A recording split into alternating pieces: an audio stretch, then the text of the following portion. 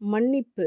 கிறிஸ்துவுக்குள் பிரியமானவர்களே, சகோதரி நான்சி சொல்கிறார்கள், மன்னிக்கும் பயணத்தின் முதல் படி மற்றவர்கள் நம்மை எவ்வாறு காயப்படுத்தினார்கள் என்பதை தேவனுக்கு முன்பாக நேர்மையாக ஒப்புக்கொள்வதுதான்.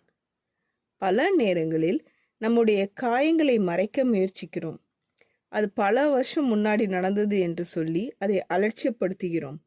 மன்னித்து மறந்துவிட வேண்டும் என்று நினைத்து அந்த வேதனையை மனதிற்குள் புதைத்து விடுகிறோம். சிலர் அவர்களோடு இனி எந்த தொடர்பும் இல்லை என்று விலகி வாழ்கிறார்கள்.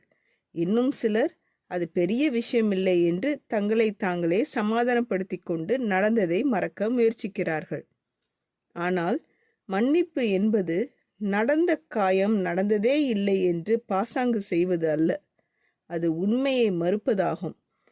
உண்மையான மன்னிப்பு என்பது நடந்ததை நேர்மையாக ஏற்றுக்கொண்டு அதை தேவனுடைய வழியில் கையாள்வதாகும்.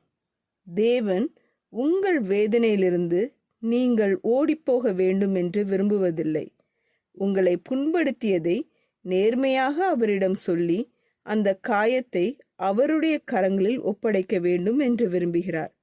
மற்றவர்கள் உங்களை எவ்வாறு காயப்படுத்தினார்கள் என்பதை தேவனுக்கு முன்பாக நேர்மையாக ஒப்புக்கொண்டிருக்கிறீர்களா? நீங்கள் இன்னும் மன்னிக்காமல் வைத்திருக்கும் நபர்களின் பெயர்களை எழுதி பாருங்கள்.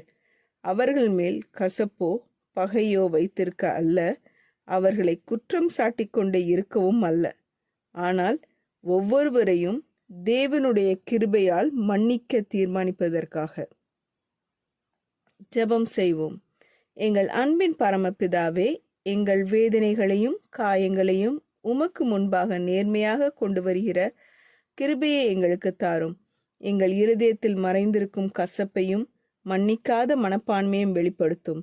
கடந்த கால காயங்களை மறைத்து வைக்காமல் அவற்றை உமது கரங்களில் ஒப்படைக்க எங்களுக்கு உதவி செய்யும். எங்களை புண்படுத்தியவர்களை நீர் எங்களை மன்னித்தது போல மன்னிக்கிற இருதயத்தை எங்களுக்கு அருளி செய்யும். கசப்பின் வேரை அகற்றி அதற்கு பதிலாக உமது அன்பையும் சமாதானத்தையும் எங்கள் இருதயத்தில் நிரப்பும். மன்னிப்பின் மூலம் நீர் தாரும். சுதந்திரத்தையும் குணமாக்குதலையும் அனுபவிக்க எங்களுக்கு உதவி செய்யும். இயேசுவின் நாமத்தில் ஜெபிக்கிறோம் பரமபிதாவே, ஆமீன். இந்த மெசேஜ் 9 டிசம்பர் 2024 நான்சி டிமாஸ் ஓல்கமுத் அவர்களின் இயேசுவை தேடி என்ற புரோகிராமிலிருந்து எடுக்கப்பட்டது. கர்த்தர் உங்களை ஆசீர்வதிப்பாராக.